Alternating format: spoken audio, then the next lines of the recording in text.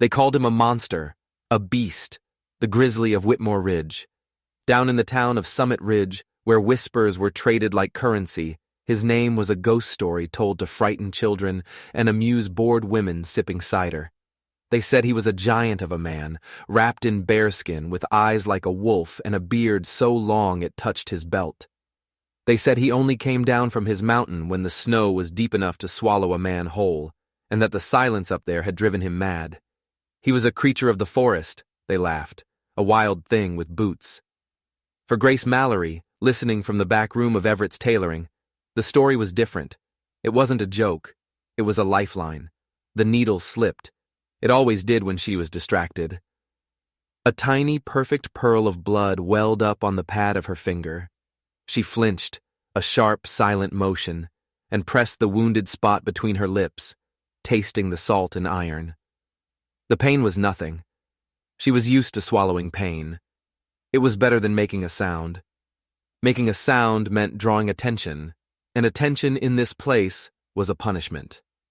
Outside, the first snow of the season had begun to fall. It dusted the tired gray buildings of the town like a sprinkling of sugar on stale bread. But inside, the air was thick with the smell of hot irons, starch, and the bitter tang of cheap dye. It was the smell of her life, small, suffocating, and slowly bleaching the color out of her soul.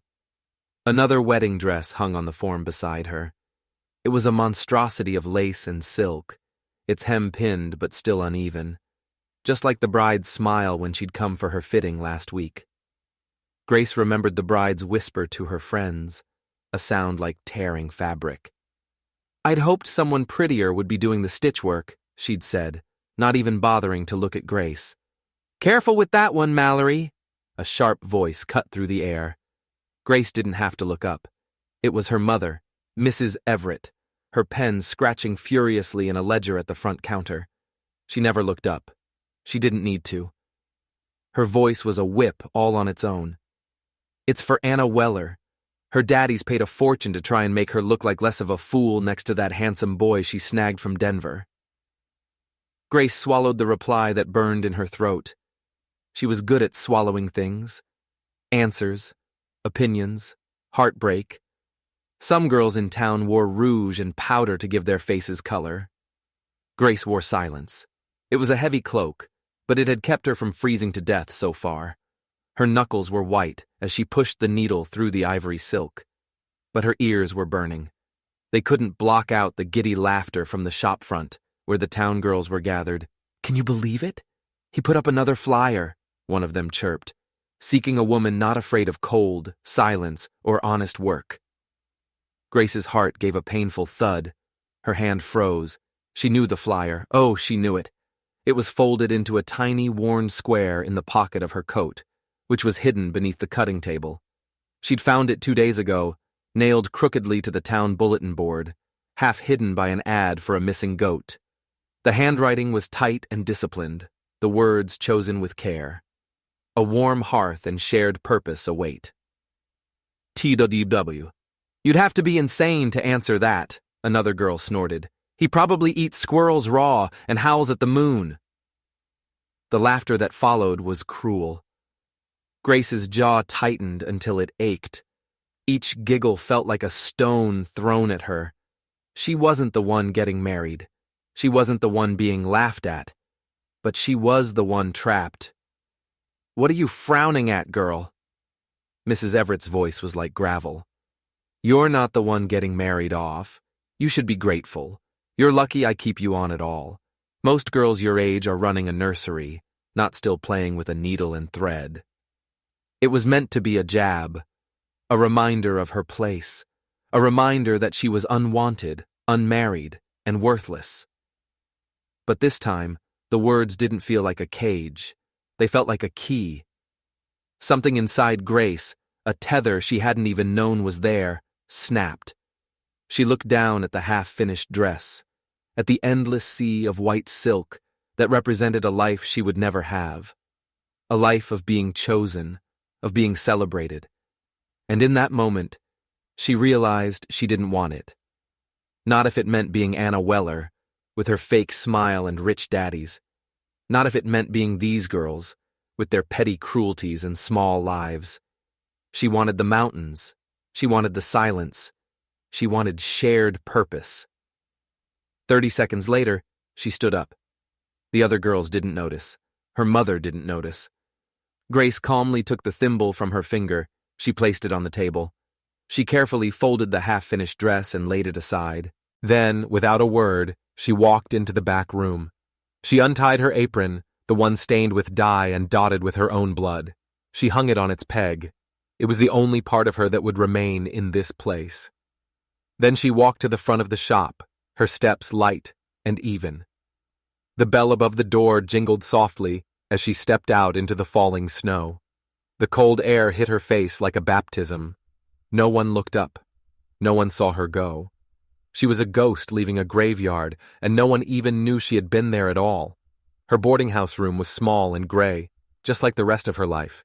It held nothing of value: a worn Bible from the mother she barely remembered, a faded photograph of her brother who'd gone west 2 years ago and never written back, and a single suitcase that held 2 plain dresses and a pair of mended gloves.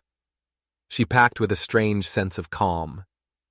It was the quiet, efficient movement of someone who was either running from a fire or running toward one. She wasn't sure which it was yet. Maybe it was both. She pulled the flyer from her coat pocket one last time. Her eyes traced the tight masculine script: shared purpose. The words echoed in the empty room. It wasn't romance she was looking for. It wasn't rescue. It was just a place to be useful. A place to be enough. By sundown, the snow was coming down harder. Grace stood at the very edge of town, where the road started to climb toward the mountains. A ticket for the weekly supply wagon was clutched in her hand. The driver, a grizzled old man named Jed, scowled at her. "Whitmore Ridge?" he asked, squinting as if she were a puzzle he couldn't solve. "Ain't no real road up there, girl. The trail forks, and that's the end of it for a wagon. You sure about this?" "I'll walk the rest of the way," she said, her voice clear and steady. It surprised even her. He looked her up and down: the threadbare shawl, the plain dress, the chin held just a little too high for a girl with nothing to her name. He spat a stream of tobacco juice into the snow. "All right then," he muttered, shaking his head. "It's your funeral." He motioned for her to climb aboard.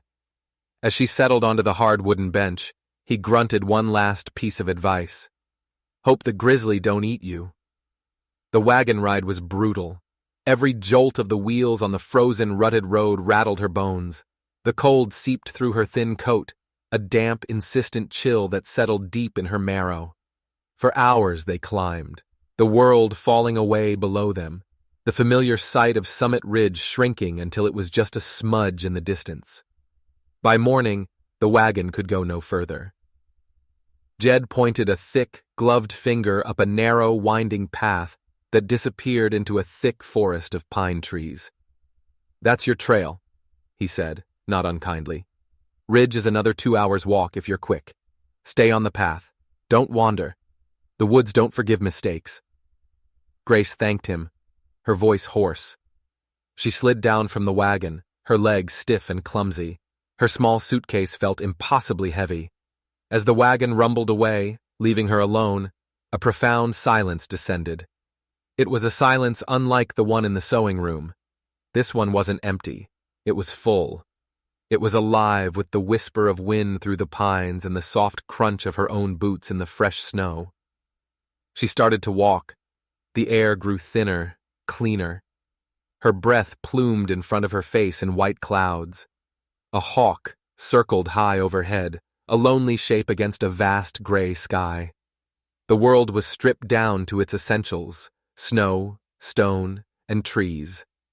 And her. A small, determined figure moving through the white landscape. She walked for what felt like an eternity.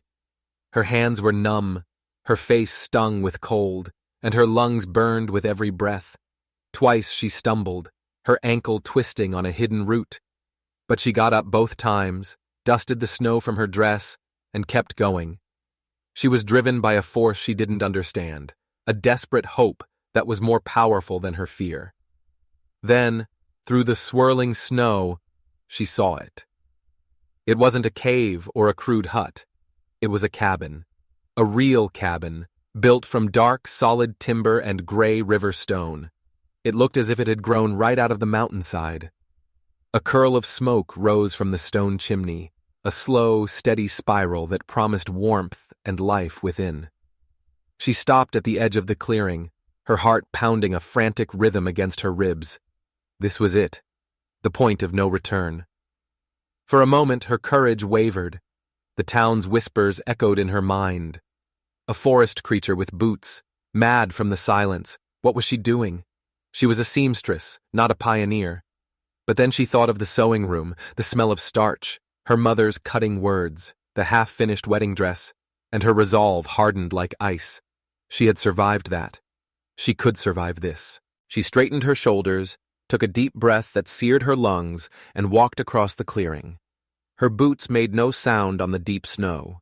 She stepped onto the porch, her legs trembling slightly, and knocked. The sound was shockingly loud in the stillness.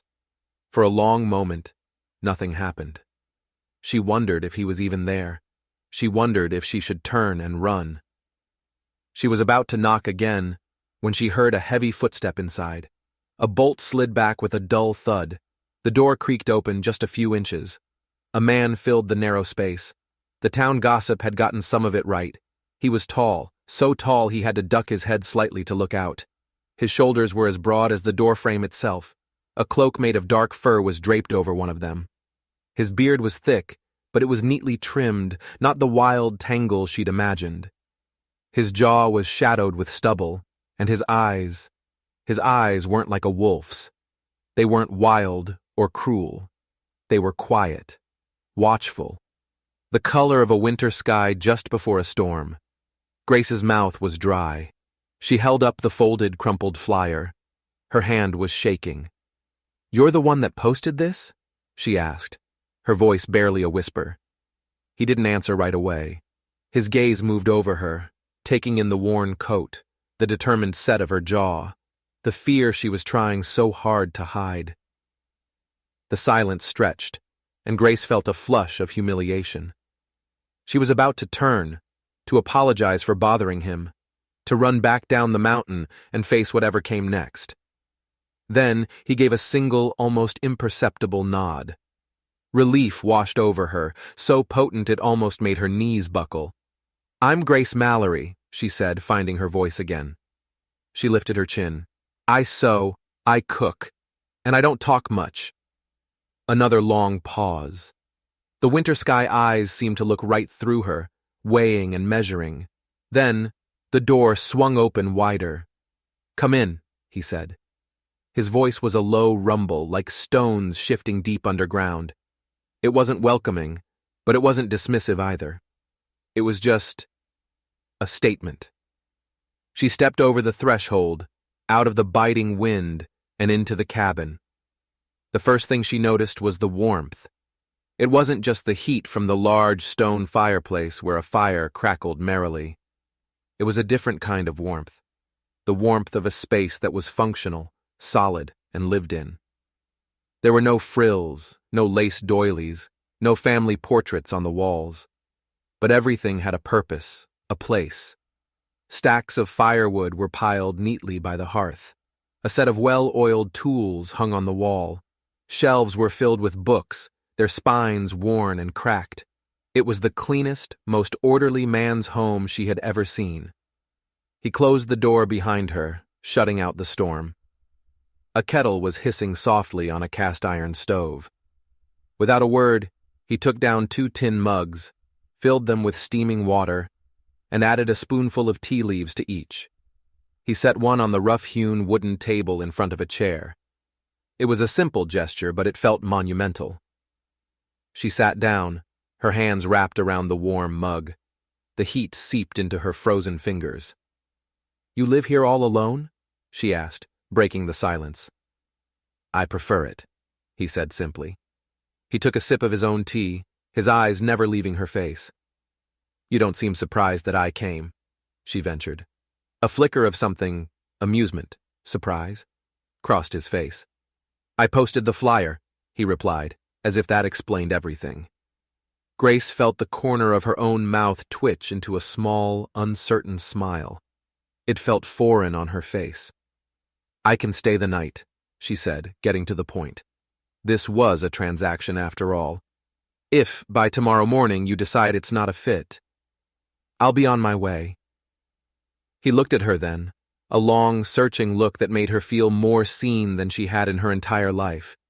He set his mug down with a soft click. You'll stay the night, he said, his voice low and even. And if, by tomorrow morning, you decide I'm not a fit, he paused, holding her gaze, I'll walk you down the mountain myself. Grace blinked. Her carefully constructed defenses crumbled. She had expected a gruff dismissal, a test of her resolve, maybe even suspicion. She had not expected kindness. She had not expected to be given a choice. Not from the Grizzly of Whitmore Ridge, not from a man wrapped in fur and legend. Outside, the wind howled, rattling the window panes. Inside, the fire crackled, and the kettle hissed its soft, steady song. Grace picked up her mug, her hands no longer shaking. For the first time in as long as she could remember, she felt something other than fear or resignation. It was a strange, fragile feeling, but it spread through her chest like the warmth from the tea. It felt like safety. The next morning, Grace woke to a world of soft blue light. It filtered through the frost-etched patterns on the small window pane of the guest room, painting the rough wooden walls in pale stripes. She was tucked under a heavy quilt that smelled faintly of cedar and wood smoke. She didn't remember pulling it over herself. For a moment she lay still, disoriented. The room was plain, but solid. Thick wooden beams crossed the ceiling overhead. The floorboards were wide and creaked when she finally swung her legs over the side of the narrow bed. A single sturdy chair stood in the corner, and draped over its back was a folded flannel shirt. It hadn't been there last night. She dressed quickly, her fingers clumsy in the cold air. She twisted her long hair into a rough, functional bun at the nape of her neck. Then, barefoot, she padded out into the main room of the cabin. It was empty. The fire had been stoked, casting a warm glow over the space. A pot of what smelled like boiled oats was warming on the stove, and through the window, she saw him. Thatcher. She hadn't even learned his name until he'd grunted it at her last night, before showing her to the small guest room. Thatcher. It was a strong name, a builder's name. He was outside, clearing a path from the porch to a large barn she hadn't noticed yesterday in the swirling snow. He wore no coat, his sleeves rolled to the elbows, revealing powerful forearms. Steam rose from his shoulders in the frigid air. His movements were steady and efficient, the rhythmic scrape of his shovel against the snow, the only sound in the frozen world. He worked like a man who had a deep and abiding understanding with winter itself. Grace pulled her thin shawl tighter around her shoulders and stepped out onto the porch. The cold was a physical blow, stealing her breath. "You didn't have to shovel all that," she called out, her voice thin in the vast silence. Thatcher didn't turn around. He didn't even pause. The shovel scraped, lifted, and threw another arc of snow. "I didn't," he said, his voice carrying easily on the still air. "You'll be doing it next week." Grace blinked. The words hung in the air between them. It wasn't a joke, but it wasn't an order either. It was a statement of fact, an assumption. He was assuming she would still be here. A startled, dry laugh escaped her lips. She couldn't help it. "Is that your way of saying I can stay?" He finally stopped. He drove the shovel into the deep snowbank, leaving it standing upright like a strange metal tree. He turned to face her, his expression unreadable, his winter sky eyes fixed on her. "Didn't say you had to leave," he said. It wasn't a declaration of welcome. It wasn't a promise of friendship. But coming from this quiet, formidable man, it felt like a foundation being laid. It was everything. The day was a blur of discovery. Grace learned the lay of the land, both inside the cabin and out. She learned that the barn housed 2 placid milk cows and a pair of goats with belligerent yellow eyes. A small chicken coop was tucked away beneath a copse of pine trees, safe and secure.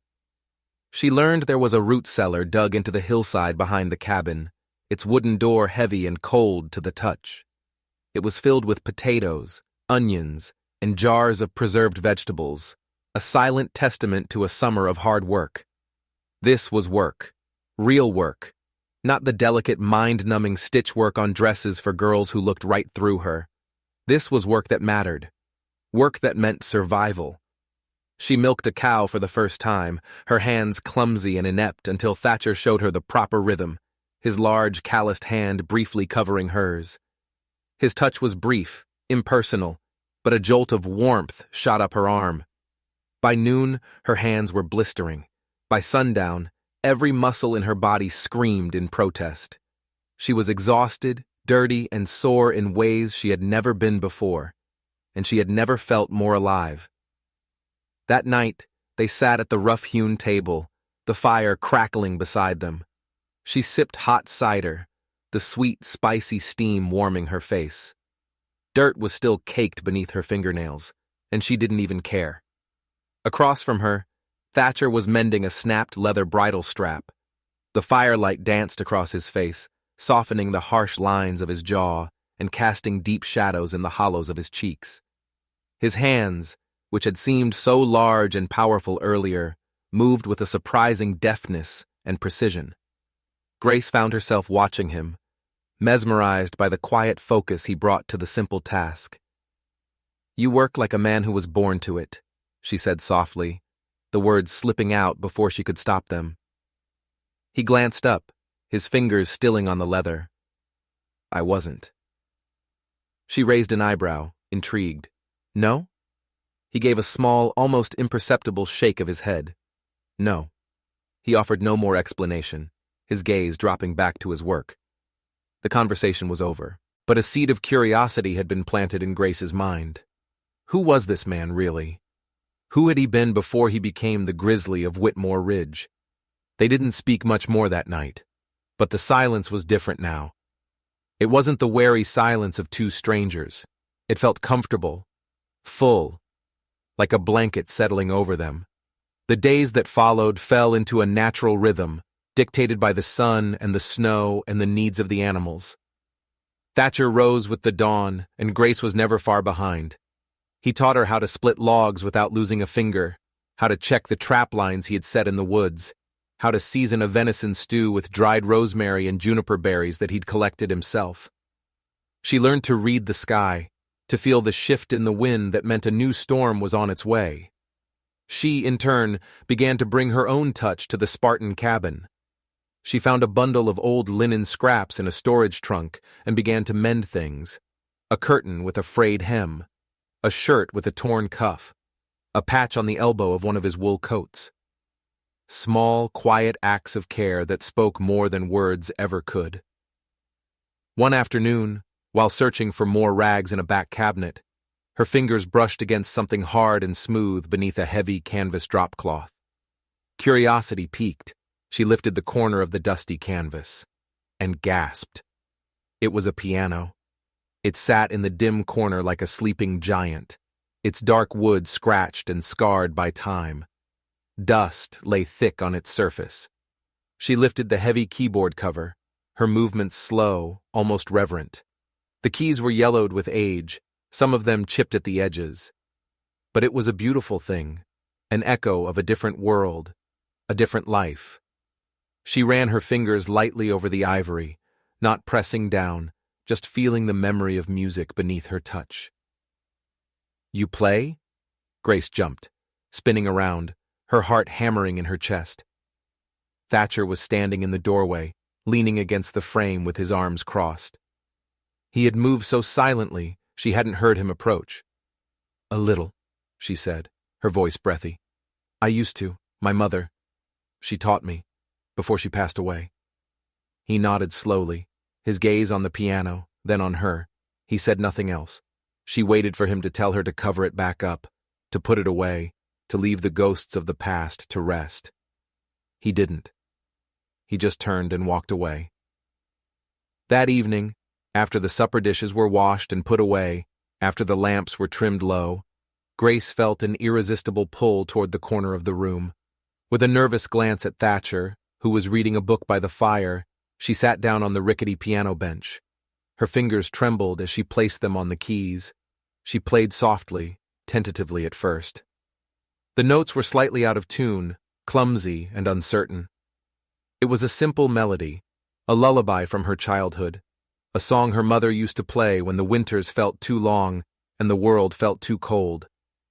The music filled the quiet cabin, thin and fragile, but achingly beautiful. Across the room, Thatcher didn't look up from his book, but he wasn't turning the pages. He was perfectly still. He was listening. When she finished, the last note hanging in the air like a held breath, the silence that followed was profound. "Was that your mother's song?" he asked, his voice quiet. "Yes," she whispered. "She used to say it could make the flowers grow under the snow." He nodded, a slow, thoughtful motion. Then he said something that made her heart skip a beat. "She had good taste." The next morning, when Grace came into the main room, something was waiting for her on the table. It was a small bundle of fabric, neatly folded. On top of it sat a small, intricately carved wooden box. She opened the box with trembling fingers.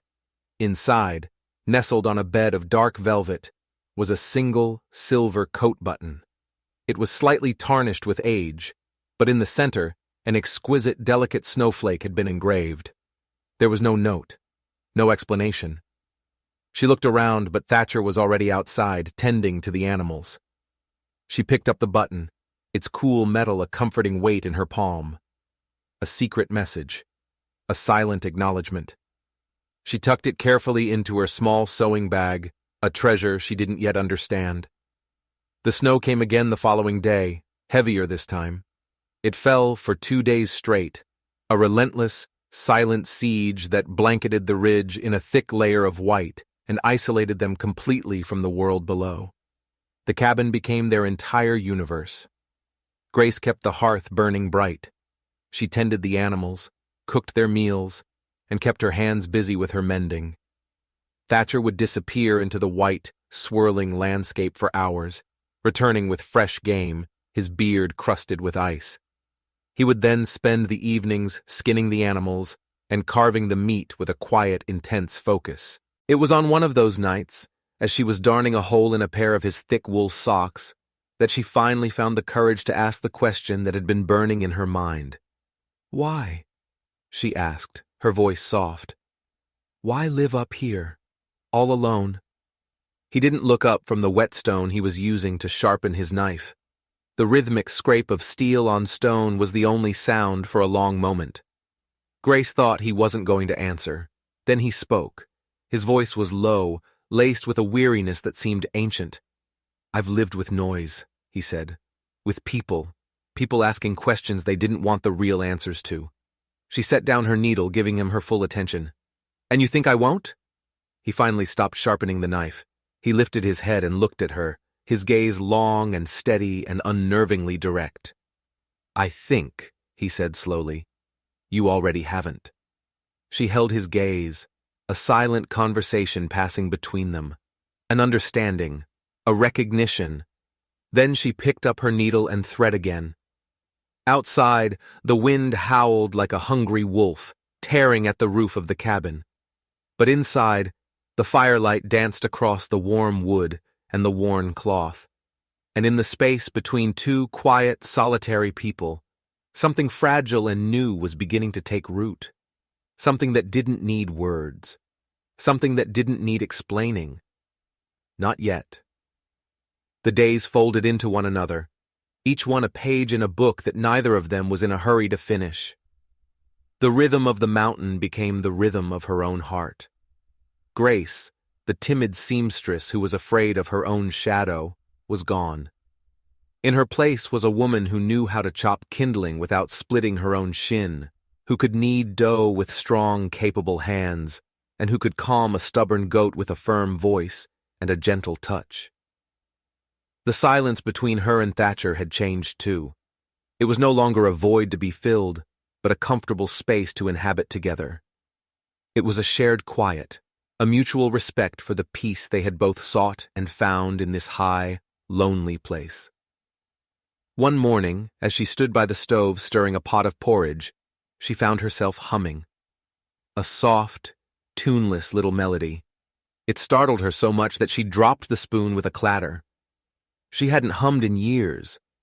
Not since she was a little girl before her mother had gotten sick. Not since the world had taught her that joy was a luxury she couldn't afford.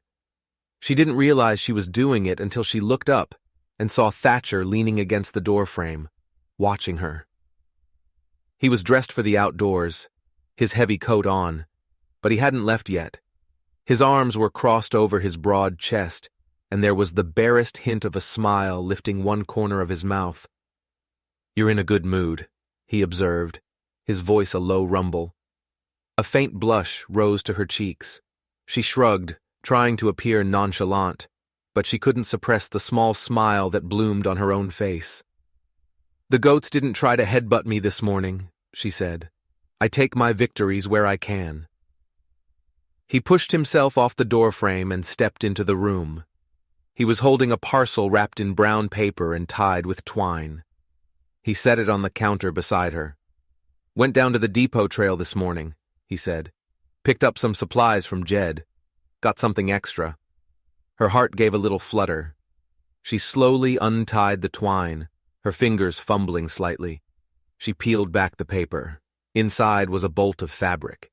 It was a soft, sturdy cotton, the color of new spring leaves. It was cool and smooth to the touch, and the color was so rich and vibrant it seemed to drink in the morning light. It was the most beautiful thing she had seen in years. "You didn't have to," she whispered, her fingers stroking the cloth as if it were a living thing. "I know," he said, his voice simple and direct. "This must have cost a fortune," she murmured, already thinking of the practicalities. "Wasn't for a dress," he interrupted, his gaze flicking to the faded, patched-up dish towel she used as a curtain over the small kitchen window. "Thought maybe... curtains. You've been stitching scraps together to make one." She blinked, stunned. He had noticed. That small, insignificant thing she did when she thought he wasn't looking. He had seen it. He had paid attention. "Well," she said, recovering her voice. A warm feeling was spreading through her chest, chasing away the last of the morning chill. "Maybe there'll be enough left over for a new apron, too."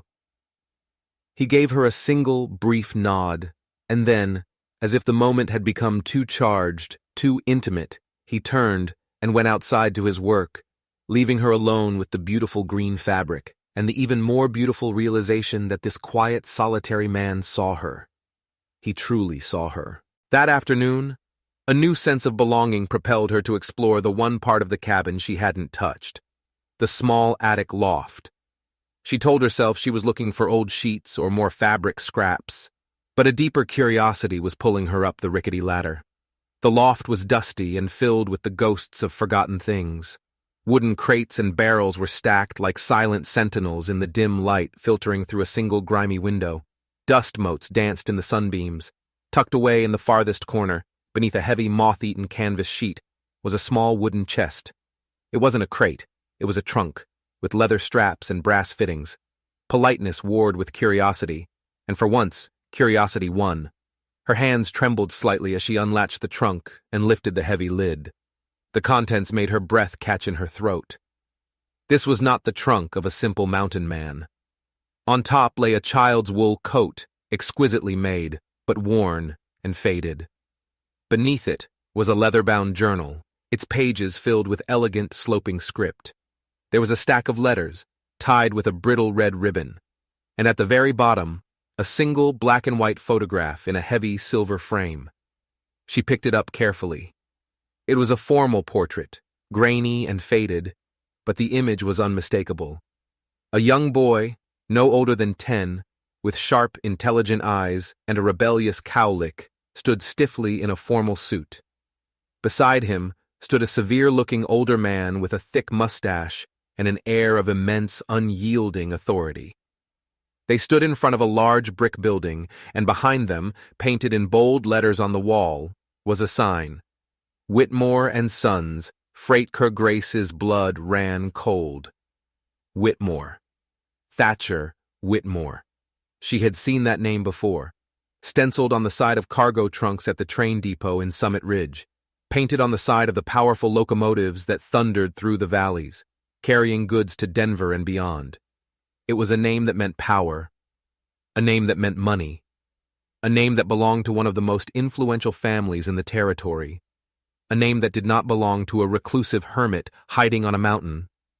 Her mind reeled. Why? Why would a man with all that run away?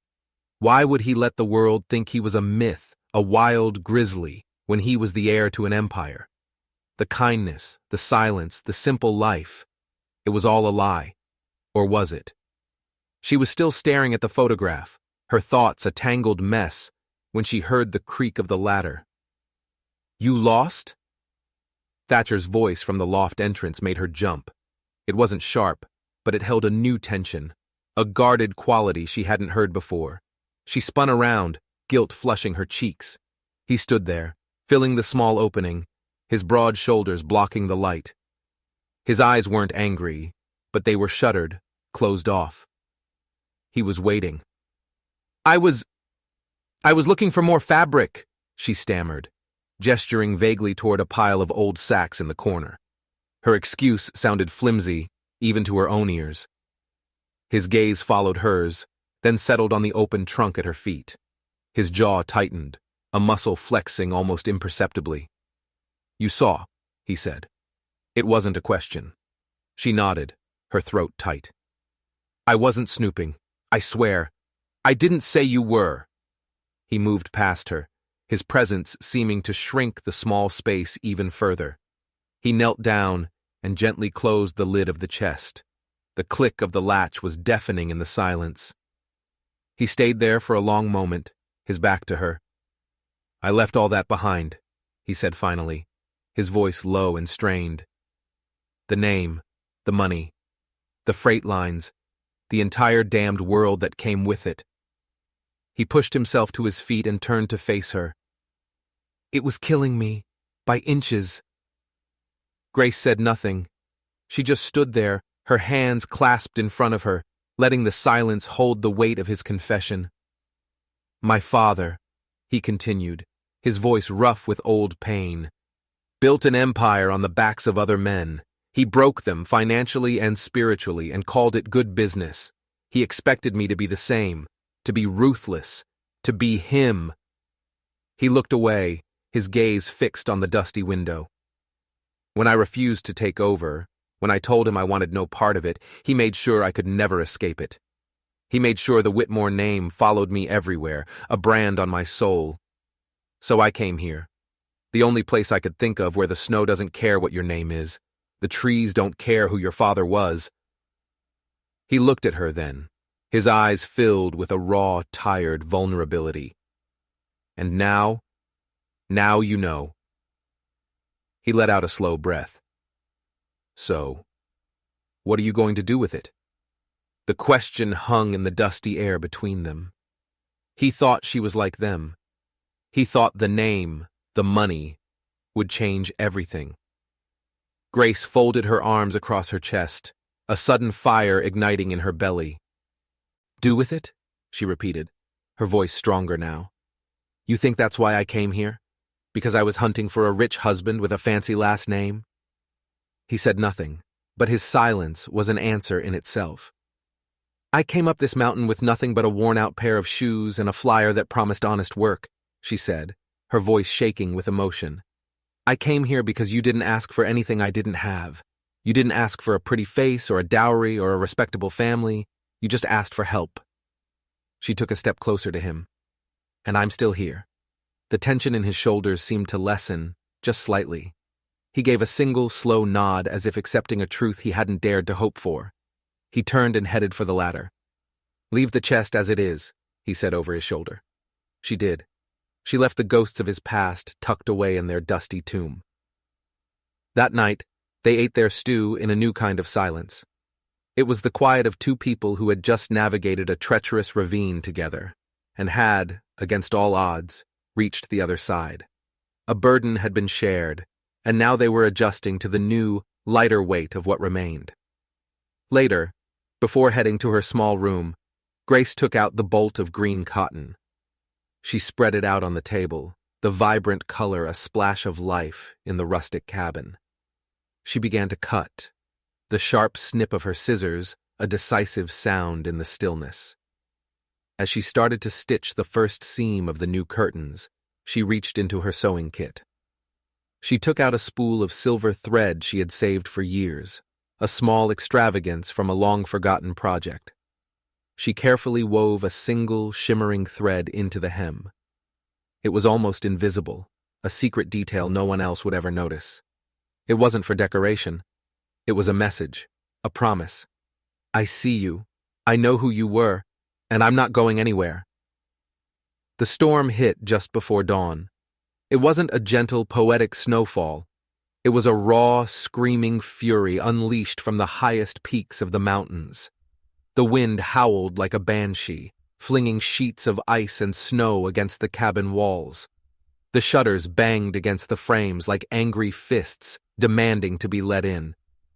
Grace was already awake. The rising shriek of the wind had pulled her from a restless sleep. She stood at the main window, her shawl wrapped tightly around her, watching the world dissolve into a terrifying vortex of white. The mighty pines at the edge of the clearing were bent almost double, their branches groaning in protest. "Storms come early this year," a low voice said from behind her. She turned to see Thatcher, already dressed in his heaviest fur-lined coat. He was pulling on thick leather gloves, his face grim. "How bad do you think it will get?" she asked, her voice small against the roar of the wind. "Won't see the sun again till tomorrow," he said. "Maybe longer." He grabbed a lantern from a hook by the door, lit the wick, and shouldered his way toward the entrance. The wind tore at the door as he opened it, sending a blast of snow and frigid air into the room. "The mare!" he shouted over the gale. "She's in labor. She won't wait for the storm to pass." Grace didn't hesitate. She didn't wait to be asked. She grabbed her own worn coat and followed him out into the screaming chaos. The short dash to the barn was a battle. The wind tore at her clothes and pushed her back, and the snow blinded her. But Thatcher's broad back was a shield, and she followed in his wake, her head down, her teeth gritted. Inside the barn, the air was cold and close, thick with the familiar, comforting smells of hay, animals, and manure. Their breath fogged in the lantern light. The roar of the storm was muffled here, a distant, angry beast pacing outside the walls. In a large stall, the speckled dun mare, Maybelle, was in distress. She was restless, her sides slick with sweat despite the biting cold. She kicked at the wooden walls of her stall and let out a low, pained groan. Thatcher moved with a calm, quiet certainty that belied the urgency of the situation. He murmured to the horse in a low, soothing voice, his hands running over her swollen belly, checking her legs. He brought a bucket of warm water and fresh, clean straw. Grace knew what she had to do. This was not a task for a seamstress, but she was no longer just a seamstress. She was a woman of the mountain now. She rolled up her sleeves, warmed her icy hands over the lantern's flame for a moment, and then stepped into the stall beside the laboring mare. She spoke softly, her voice a counterpoint to the howling wind, her hands stroking the animal's trembling neck. She tried to project a calm she did not feel. "It's her first foal," Thatcher said, his voice tight. "She's scared." "So was I," Grace replied without thinking, her eyes fixed on the mare. He shot her a look, something unreadable flickering in his winter sky eyes. But he said nothing. They worked together in the dim, flickering light, a silent, efficient team. Their shoulders brushed as they moved around the cramped space. The birth was not an easy one. Mabel, in a spasm of pain, thrashed her powerful legs, nearly catching Grace in the arm.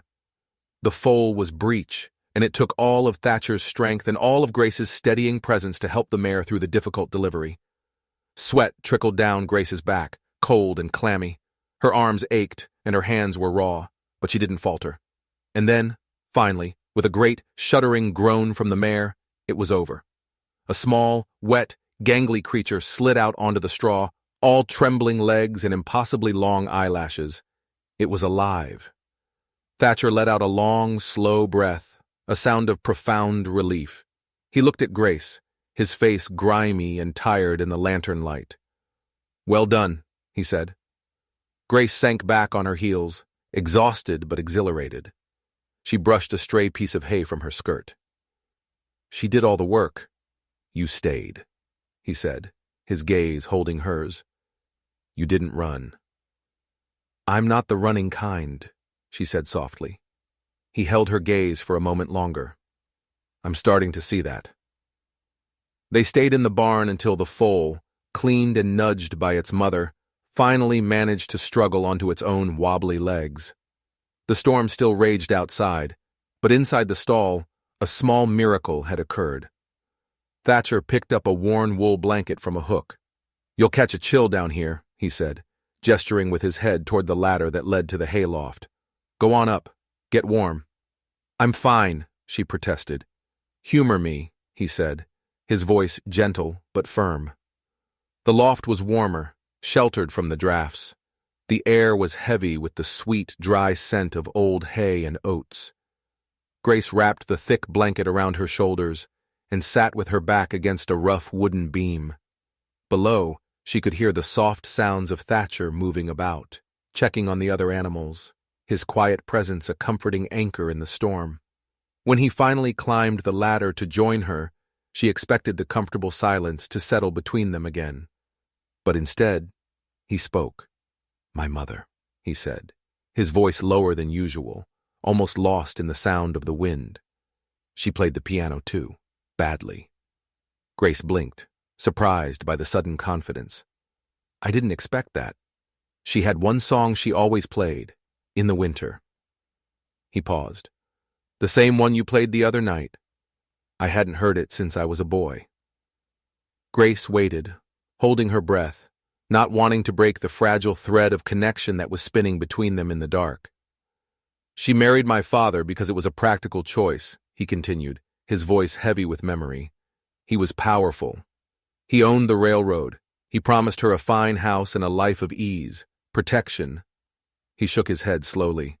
"But I don't think she was ever truly happy, not once." Grace tilted her head.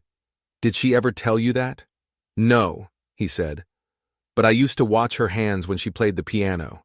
They were stiff, proper, but sometimes she would hit a wrong note, and every time she did, she would smile. A real smile. It was like the mistakes were the only things that were truly hers. The rest of the music was just borrowed." Grace looked down at her own hands, calloused and chapped from her work. "My mother loved mistakes," she said quietly. "She said they were what made things human, what made them real." A faint smile touched Thatcher's lips, a brief flash of light in the darkness. "Then I think they would have liked each other." The wind howled again, a mournful, lonely sound. Grace shifted, and her knee brushed against his. A jolt, electric and warm, shot through her. He didn't pull away. She found her voice again, soft and hesitant. "What would what would they say if they could see you now? Hiding from a storm in a barn, helping deliver a foal, sitting in a hayloft with a woman who owns more calluses than corsets."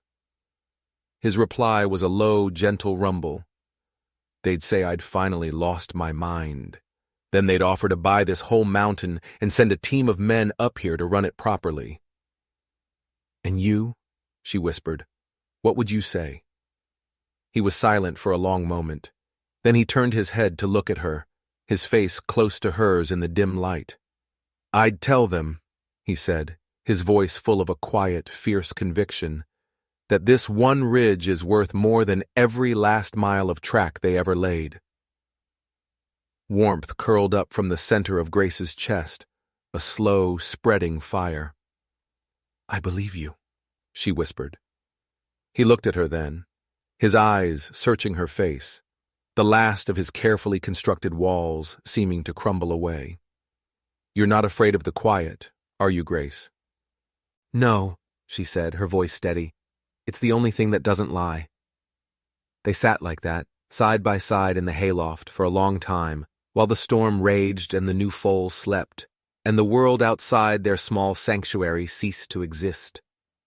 There was no fire, no candle, just the profound darkness and the quiet warmth of two people who had run from different prisons, only to find freedom in the same unexpected place.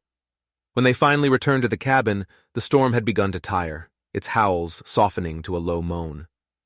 Thatcher lit a lantern and placed it on the table, its golden light pushing back the shadows. Grace draped the wool blanket over a chair. She brushed the snow and hay from her sleeves. Then, without a word, without asking permission, she walked to the piano. She played her mother's song again. This time her fingers were sure. The notes were clear and strong, full of a sad, hopeful beauty. The music filled the small cabin, a testament to survival, to mistakes, and to the strange, unexpected ways a heart can find its way home. When she finished, he didn't just listen from across the room. He walked to the cabinet beside the hearth. He opened it and took out a small, familiar wooden box. He walked over to her and held it out. Inside, nestled on its velvet bed, was the silver snowflake button. "It's not much," he said, his voice thick with an emotion she couldn't name. "But it's what I would give if I was the kind of man who asked someone to stay. For good." Grace looked down at the beautiful, intricate button. Then she looked up at the proud, lonely, kind man who was offering it to her, not with fancy words or grand gestures, but with a quiet, terrifying hope. She didn't need to think. She didn't need time. "I'll sew it on my coat," she said, her voice trembling just a little, "so I don't lose it when I'm shoveling the snow next week." He nodded, just once, a slow, deliberate motion, and she could have sworn she saw the flicker of unshed tears in his winter sky eyes. It was the look of a man who had been holding his breath for a very, very long time, and had only just remembered how to let it out. The knock on the door came on a bright, cold Tuesday, just before noon. It was the first time they'd had a visitor that wasn't a blizzard. The sound was sharp, confident, and utterly alien in their quiet world. Grace was at the stove, stirring a thick stew of venison and potatoes that filled the cabin with a rich, savory aroma. Thatcher had just come in from chopping wood, his cheeks flushed with cold, a light dusting of snow on his shoulders. He froze mid-step, the axe still in his hand. His head snapped up, his eyes instantly alert. No one knocked on Whitmore Ridge, ever. Thatcher set the axe down by the hearth, the heavy head clanking softly against the stone. He exchanged a quick, questioning look with Grace. She felt a knot of apprehension tighten in her stomach. She stepped away from the stove, clutching the damp dish towel in her hands. The knock came again. 2 firm, decisive raps, followed by a third that sounded almost impatient. Thatcher crossed the room in 2 long strides and pulled the door open. Standing on their porch was a man who looked as out of place as a diamond in a dustbin. He was dressed in a crisp, expensive wool coat, the kind sold in fancy Denver shops where the floors were polished to a mirror shine. His boots were immaculate, his leather gloves were soft and supple, and his face was clean-shaven. He was young, perhaps in his early 30s, with clever, bright eyes and a smile that was a little too polished, a little too practiced. "Mr. Whitmore," the man said, his voice cheerful and loud. "At last. I was beginning to think I'd climbed the wrong damned mountain." Thatcher's body went rigid, his hand, resting on the doorframe, curled into a fist. Grace's breath caught in her throat. Whitmore. The name echoed in the sudden, tense silence. The stranger's eyes flicked past Thatcher's formidable frame and landed on Grace. He gave her a polite, dismissive nod. "Ma'am, what do you want?" Thatcher's voice was a low, dangerous growl. The stranger's smile didn't falter. "My name is Silas Burke," he announced. "I represent Whitmore Holdings, Legal and financial affairs. He clapped his gloved hands together to warm them. Your father sent me. Well, not sent exactly. More of a posthumous request. Posthumous? Grace whispered, her hand flying to her mouth. Burke's gaze sharpened on her for a moment. Yes. I'm afraid your father passed away 2 weeks ago, Mr. Whitmore. My condolences. The words were correct, but his tone was devoid of any real sympathy. It was the voice of a man delivering a business report. Thatcher said nothing. He just stood there, a statue carved from ice and fury. The estate is in transition, Burke continued, his voice brisk. As you can imagine, it's a mess. Executives squabbling, land disputes, claims coming out of the woodwork from every cousin twice removed you never knew you had. He took a step closer, lowering his voice conspiratorially. But here's the part that concerns you. The part that made me climb this godforsaken rock. According to the 1878 inheritance agreement, the one you signed before you, vanished. The entire estate, the company, the land, the fortune, it all defaults to you. I didn't vanish, Thatcher said, his voice tight. No, of course not, Burke agreed smoothly. You retreated. And in your absence, things have been neglected. We've got oil leases sitting idle, warehouses in St. Louis gathering rust, and a family name that's become a joke, tied to some myth about a mountain hermit who doesn't bathe. Grace flinched. She couldn't see Thatcher's face, but she could feel the storm gathering behind his silence. I came, Burke said, pulling a thick envelope from the inside pocket of his coat. Because I was told you'd never respond to a telegram. I came because your father, in one of his last lucid moments, made me promise I would deliver this into your hands. If you don't act, you'll lose control of it all. Officially. He held out the envelope. It was sealed with a heavy, intimidating wax seal bearing the Whitmore family crest. Thatcher didn't move. He didn't even look at it. Burke let the envelope dangle from his fingers.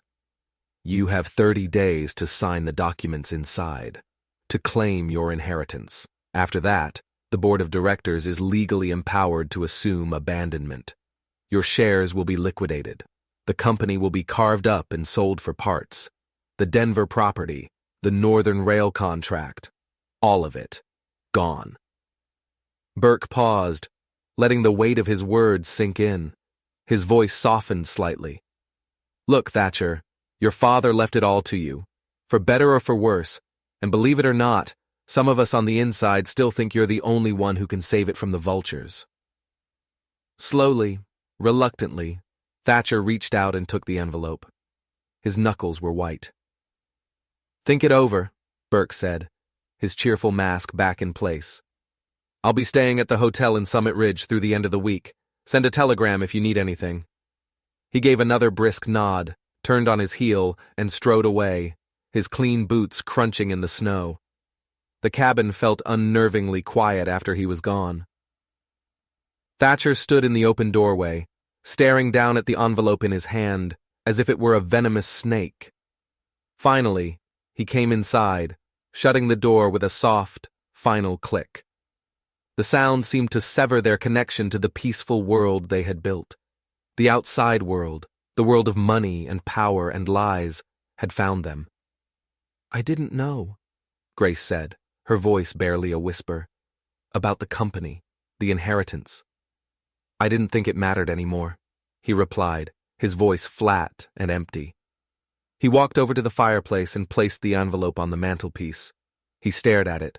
His shoulders slumped, as if the weight of a world he'd tried to escape had just landed squarely upon them. It's not who I am, he said, more to himself than to her. Not anymore. Grace took a tentative step closer. Then who are you? She asked softly. His head snapped up, his eyes sharp and pained. I know who I think you are, she continued, her voice gaining strength. I know the man who gets up before the sun to milk a pair of stubborn goats. I know the man who spent 2 days carving a new latch for the cellar door because the old one was sticking. I know the man who didn't say a word when I burned the stew last week, and who sits and listens when I play the piano off-key. She took another step, her gaze unwavering. But I don't know the man who built railroad lines and wore cufflinks, I don't know the man who was supposed to inherit half of Colorado. His jaw clenched. That man died a long time ago. I buried him myself. But the world doesn't think so, she said gently. And now the world is knocking on your door. They stood there in the heavy silence, the only sound the crackle of the fire. The envelope on the mantel seemed to watch them, a silent, powerful judge. What are you going to do? She asked finally. Thatcher didn't answer for a long time. He looked lost, smaller than she had ever seen him. I ran away from all that because I hated what it was turning me into, he said, his voice raw, cold, entitled. A man who measured everything in dollars and cents, not in calluses and character. I hated the lies. And now it's trying to follow me up the mountain. Grace looked down at her own hands, at the faint scars and new calluses. Then she looked back at him. Maybe it's not about running from it anymore, Thatcher. Maybe it's about deciding what it becomes, in your hands. He met her eyes, and for the first time since the lawyer had appeared, a flicker of the man she knew returned, a flicker of strength, a hint of reluctant understanding. Will you, he started, then faltered. His voice was rough with unshed emotion. Will you help me think it through? I'm here, she said simply. Aren't I? That night, the stew went uneaten on the stove. They sat at the table, side by side, the unopened envelope lying between them like a drawn sword. Outside, the wind whispered through the pines, tapping its cold fingers against the windows. The quiet ridge slept on, oblivious. But inside the small, warm cabin, two lives, once separate and lost, were about to be rewritten, line by painful line, all against the ticking clock of a world that refused to wait any longer. A week crawled by. The envelope sat on the mantelpiece, a silent, malevolent guest in their home. Every morning, Thatcher would stand before the fire, his coffee mug growing cold in his hand, and stare at it. He was a man at war with himself, and the battlefield was a simple piece of paper sealed with wax. Grace said nothing. She went about her chores, her movements quiet and deliberate.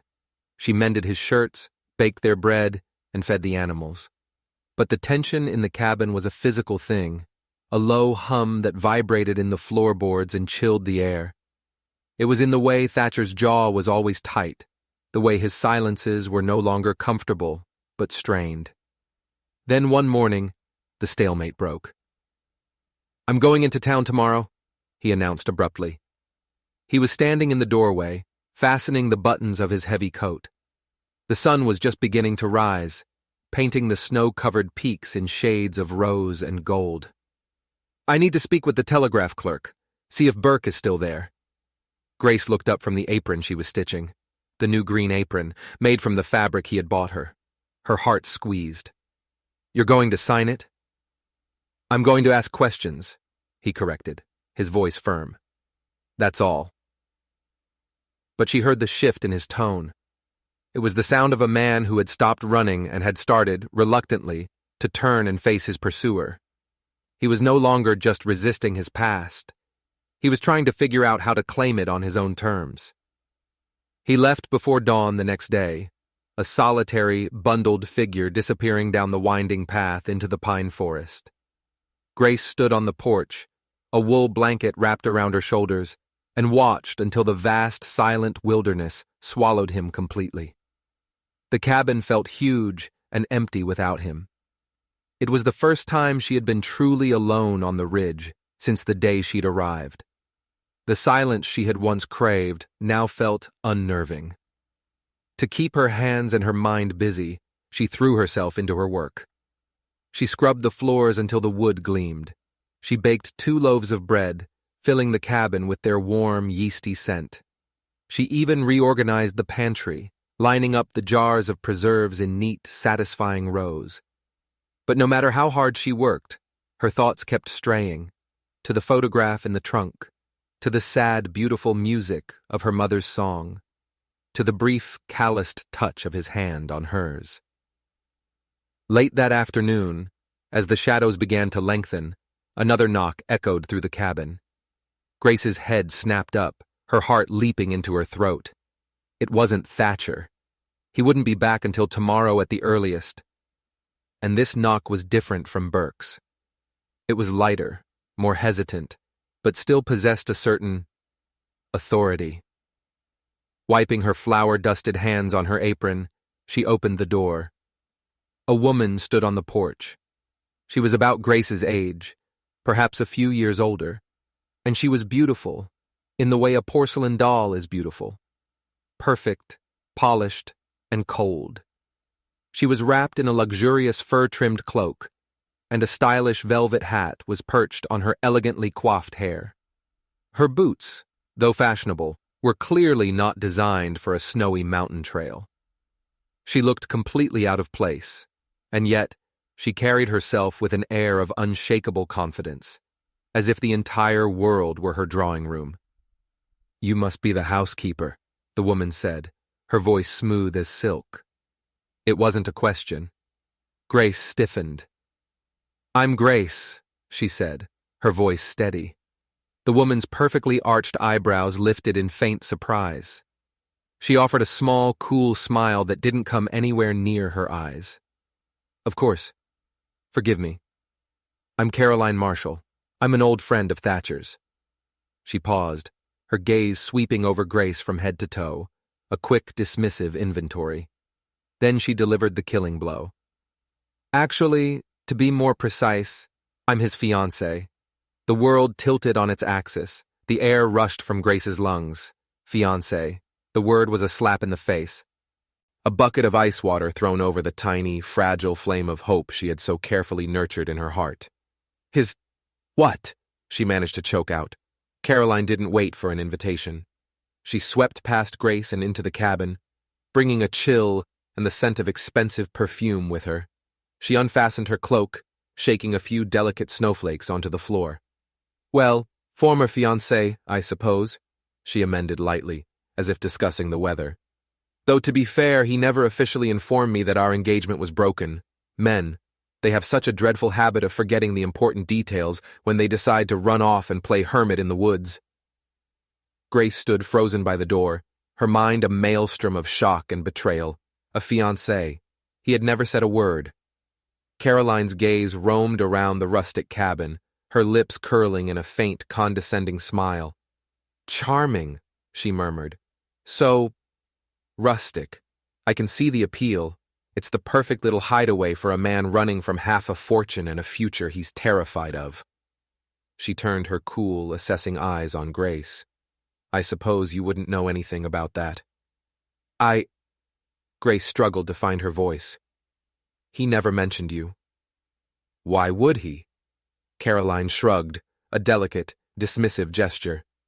"Our engagement was a business arrangement, a merger of two powerful families. This was never about love, my dear. It was about legacy, and that is something a man like Thatcher Whitmore can't run from forever, no matter how high a mountain he climbs." She moved closer, her voice dropping to a confidential whisper. "I came because his father asked me to.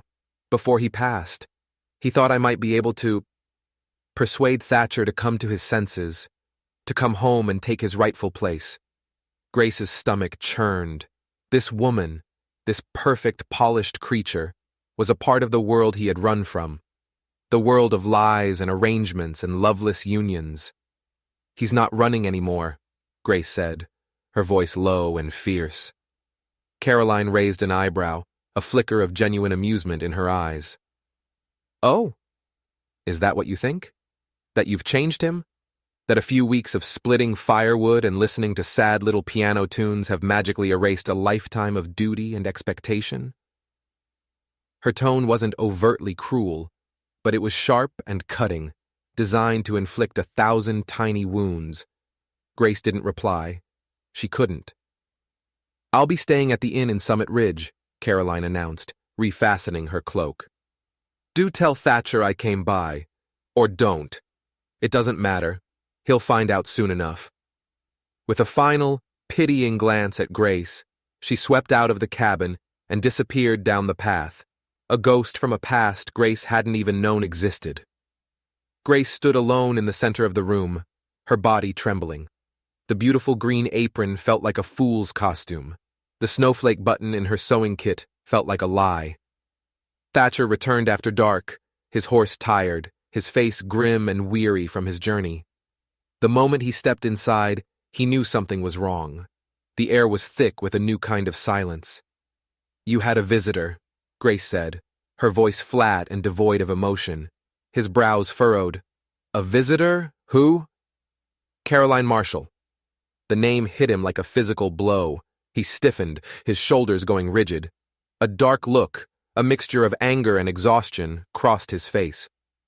"She said," Grace continued, her voice trembling despite her efforts to control it, "that she was your fiancée." "Was," he said, his voice rough. "A long time ago. It was an arrangement made by our fathers." "You never told me," she whispered, turning away from him, unable to bear the sight of his face. "It didn't matter. It was over the day I left." "It mattered to me!" she cried, spinning back to face him, the tears she had been holding back finally spilling down her cheeks. "You should have told me." She looked at this place, our home, like it was a pile of dirt. She looked at me like I was a placeholder, a temporary diversion. Thatcher took a step toward her, his hands outstretched. "Grace, you're not—" "Then what am I, Thatcher?" she sobbed, her voice breaking. "What are we? Because I will not stand here in the middle of some unfinished life you left behind. I will not be the woman who waits patiently while you decide which world you belong to." "I didn't ask her to come," he said, his own voice raw with pain. "But you asked me to stay," she countered. "I need to know which part of your life I'm in, Thatcher. The one you ran away from, or the one you're trying to build right here?" He stopped, his face a mask of anguish. The truth of her words hung between them, brutal and undeniable. Then, slowly, he reached into the inner pocket of his coat. He pulled out the thick envelope. The wax seal was broken. "I spoke to Burke," he said, his voice quiet but firm. He laid the unfolded documents on the table between them. "I told him I'm not taking the company. I'm not taking the money." He looked up, his eyes locking with hers. "But I am claiming the land. All of it. Not for them, for me. For this." Grace stared at the legal papers, her tears forgotten. "Why?" she whispered. "Why the land?" "Because it's the only part of it all that still feels real," he said. "And I want to build something real. No legacy, no lies, just wood and stone and choice." He took a step closer, his voice dropping to a raw, pleading whisper. "With you, Grace, if you'll let me." The silence stretched between them, fragile and raw. Then Grace reached into the pocket of her apron. She pulled out the small silver snowflake button. With a steady hand, she placed it directly on top of the signed deed. "One thing at a time," she said softly, a small watery smile touching her lips. "But yes, Thatcher, I'll stay." Outside, the wind that had been howling for days finally stilled. In the weeks that followed, a new quiet settled over the ridge. It was the quiet of purpose, of creation. Thatcher rode into town and filed the land claim, a thick sheaf of papers that officially severed his ties with Whitmore Holdings and bound him to the mountain. When he returned, he handed Grace a copy of the deed. He'd had her name added to it. Grace Whitmore. The words looked foreign and yet somehow perfectly right. They didn't speak of it, but the gesture was a foundation stone, solid and true. She, in turn, finally unpacked the very last of her belongings from her worn suitcase. The small tin sewing kit, the little book of hymns, the creased photograph of her mother, which she placed on the mantelpiece, right next to Thatcher's unopened bottle of rye and the silver snowflake button. A small gallery of their separate pasts, now shared. They started work on the new barn as soon as the first spring thaw softened the ground. The old one, which had sheltered them during the foal's birth, was tired, its beams warped and leaning. Thatcher drew up plans for a new structure, larger and sturdier, with a proper hayloft and better drainage. It was hard, punishing work.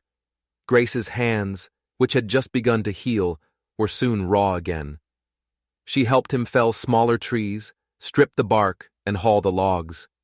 She learned to mix mortar for the stone foundation, her arms aching with the effort. But it was good work. Honest work. Every stone they laid, every beam they raised was a testament to the new life they were building, a life made with their own two hands. But the world below had not forgotten them. One morning, as Grace was gathering eggs, the sound of hoofbeats echoed up the trail. It wasn't Thatcher's steady mare. This was faster, urgent. A rider burst into the clearing, his horse lathered in sweat, dust rising in a cloud behind him. It was Silas Burke. He practically fell out of the saddle, his expensive suit rumpled, his face pale and frantic. "Is Thatcher here?" he gasped, his eyes wild. Grace stood straighter, a cold dread creeping up her spine. "He's down at the creek, clearing the lumber line. What is it? What's wrong?" Burke thrust a folded telegram into her hand. The paper was wrinkled from his panicked grip. "Trouble," he said, his voice tight with alarm. "Big trouble. The board. They're not letting go that easily. You need to get him, now!" Grace didn't waste a second. She didn't ask another question. She took off running, her apron flapping, the telegram clutched in her fist. She ran through the trees, her breath tearing at her lungs, her feet slipping on the damp earth. She found Thatcher by the creek, his shirt soaked with sweat, his axe glinting in the sun as he prepared for another powerful swing. "Thatcher!" she cried out, her voice sharp with panic. He turned instantly, his body tensing, the axe held at his side. He saw her face, saw the telegram in her hand, and knew. He strode to meet her, his brow furrowed with concern. "It's from Burke," she panted, handing him the paper. "He said there's trouble." Thatcher's eyes scanned the brief typed message. His face darkened. A low, vicious curse escaped his lips. He crushed the paper in his fist. "What is it?" Grace asked, her heart pounding. He was already moving, grabbing his coat from a tree branch. "The board. They've moved up their spring meeting. It's in Denver. Tomorrow morning." "But I thought you weren't taking the company." "I'm not," he said, his voice grim. "But I still own the land, and my share, the part my father bought decades ago, includes a huge stretch of territory that cuts right through the traditional Ute grazing routes." He looked at her, his eyes blazing with a cold fury. "There's a proposal on the table, a new rail expansion. And if I'm not at that meeting to block the vote, they'll approve it. They'll run their damned tracks right through the heart of it." Grace's breath hitched. "But the people, the tribes, they don't care," he said bitterly. "It means millions to them. It would destroy the Utes' access to their winter grounds. It would be a disaster." He swung himself onto his horse's bare back in one fluid, powerful motion. "Will you make it in time?" she cried. "Only if I leave right now, and ride like hell." She ran to his saddlebags, shoving in a loaf of bread, a hunk of jerky, and a full water skin. Her hands were shaking. "Take this," she said. "Be careful, Thatcher, please." He leaned down from the horse, and for the first time, pressed his forehead to hers. The touch was brief, desperate. "You changed everything, Grace," he murmured, his voice rough. "Stay here. Watch the ridge. I'll be back." And then he was gone. The thundering sound of his horse's hooves pounded down the trail, a frantic drumbeat of desperation, until it was swallowed by the forest. Grace stood there long after he had vanished, her heart a cold, heavy stone in her chest. Back at the cabin, Burke was pacing like a caged animal. "He's got guts, I'll give him that," the lawyer muttered, running a hand through his disheveled hair. "But this board, they're sharks. Most of them have been waiting for years to get their hands on Thatcher's shares. They won't play fair. They'll bury him in legal jargon and procedural tricks." Grace sank onto a chair, her mind racing. "You said the land connects to Ute territory." Burke nodded, his face grim. "Thatcher's father, for all his faults, struck a deal with the tribal elders back in the day. It's a thin piece of paper legally, but it technically grants them right of passage, for cattle and hunting, not for train tracks.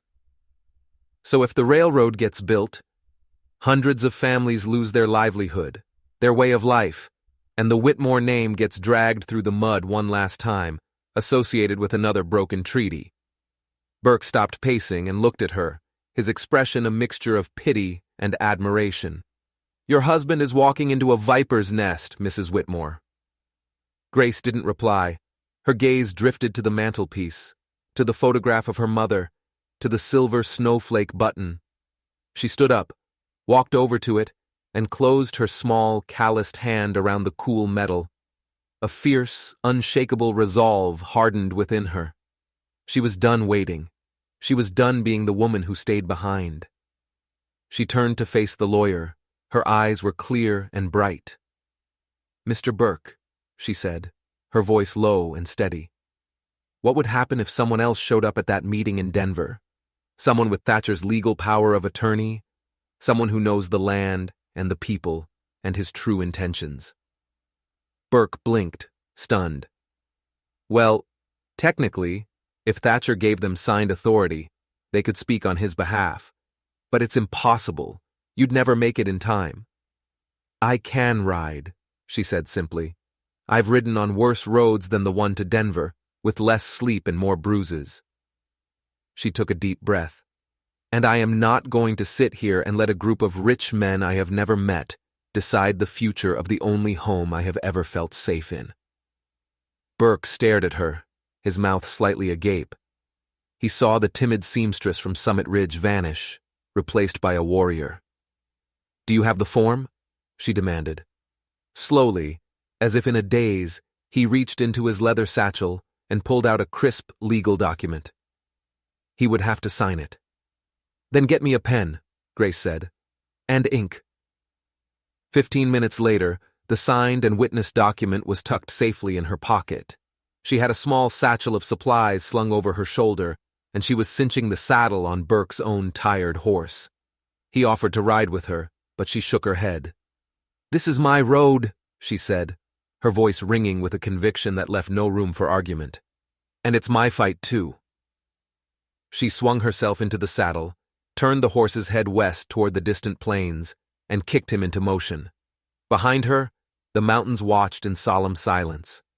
Ahead of her lay Denver, a city of power and greed that never expected to hear the voice of a woman from the high, lonely ridges. They didn't know Grace Whitmore, but they were about to. Grace rode into Denver as the first pale light of dawn was breaking over the plains. The city loomed ahead, a sprawling giant of brick and smoke, its morning fires already staining the clean sky with gray ribbons. She was a ghost of a woman, caked in dust, her hands raw and bleeding from the rains, every muscle in her body screaming in protest. But she didn't slow down. She had ridden for 2 straight days and a night, a desperate, punishing journey.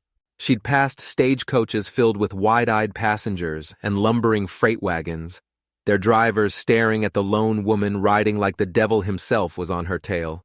In a way, he was, the devil of greed, of power, of broken promises. She found Silas Burke on the wide stone steps of the Whitmore Holdings building, a grand, imposing structure that seemed to sneer down at the rest of the city. He was pacing nervously, checking his pocket watch every few seconds. "You made it," he breathed, his eyes wide with disbelief.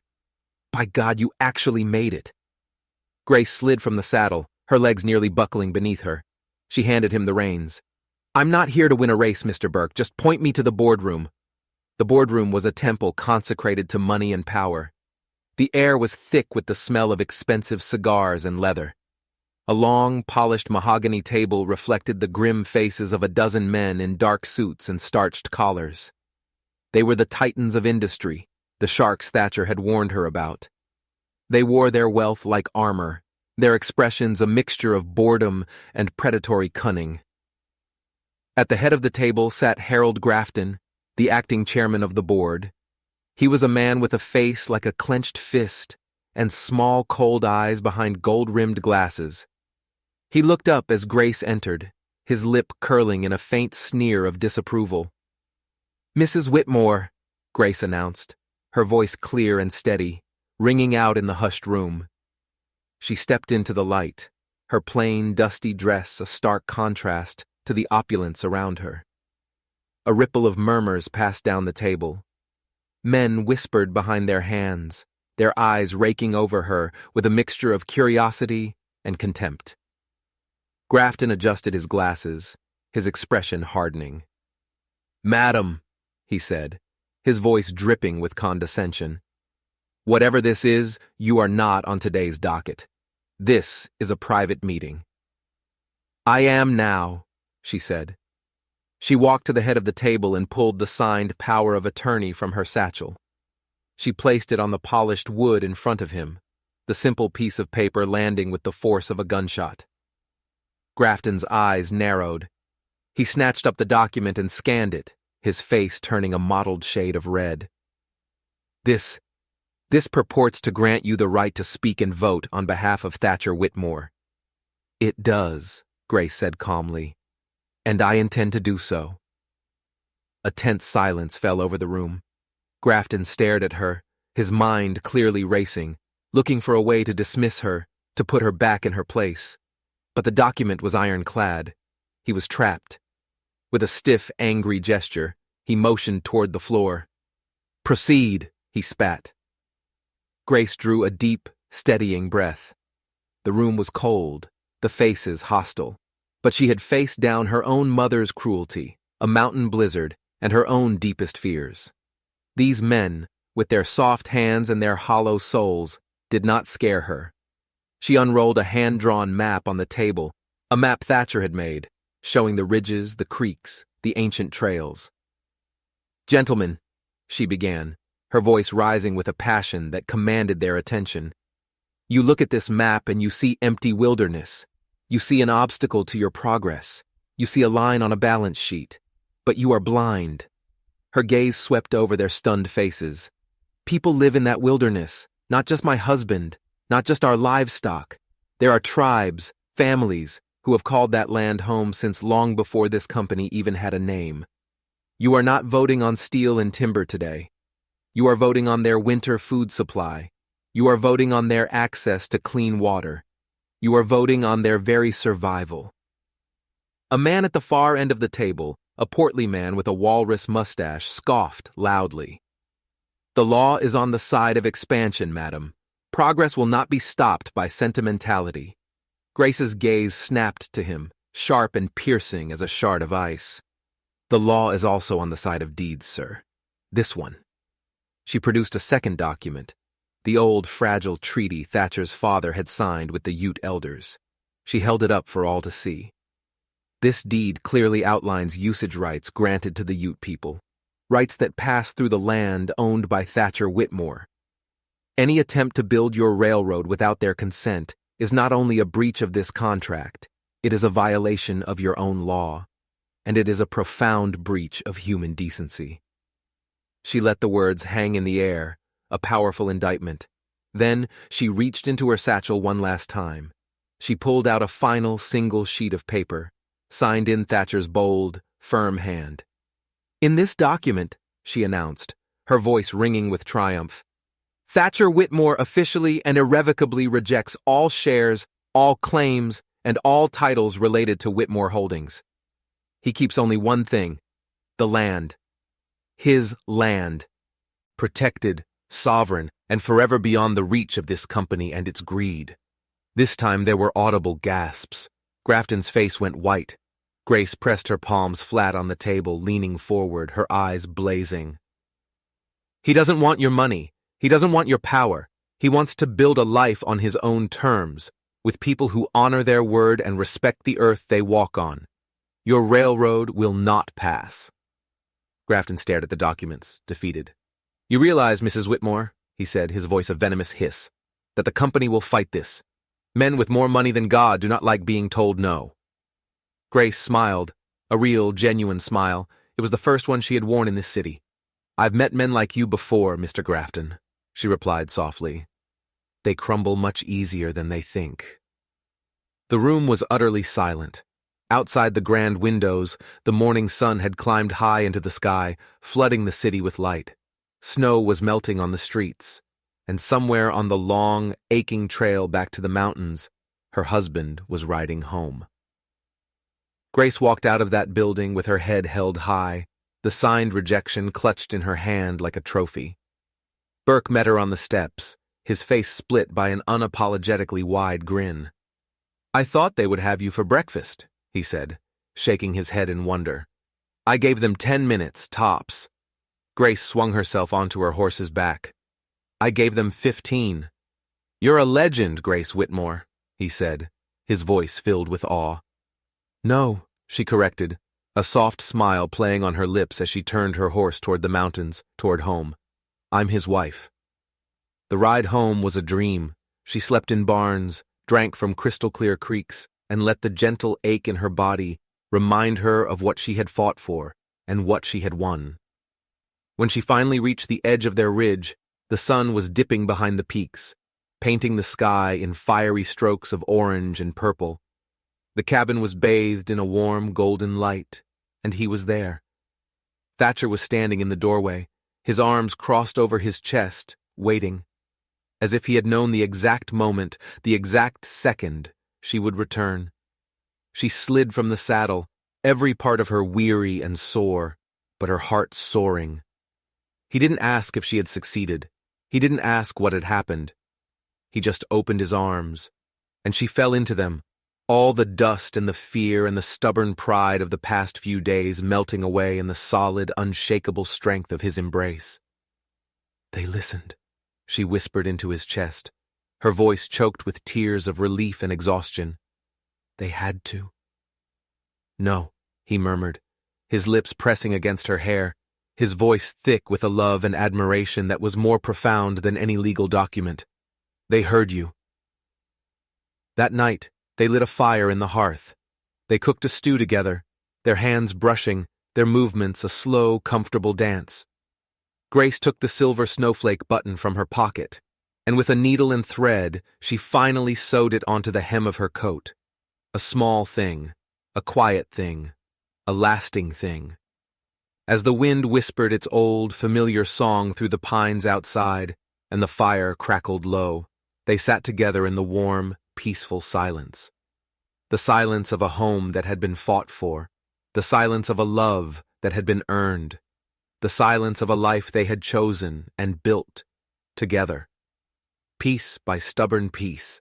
If you believe that true strength is found in quiet courage, and that home isn't a place you find, but a place you build, don't forget to like this video and subscribe for more stories that remind us of the power of the human heart.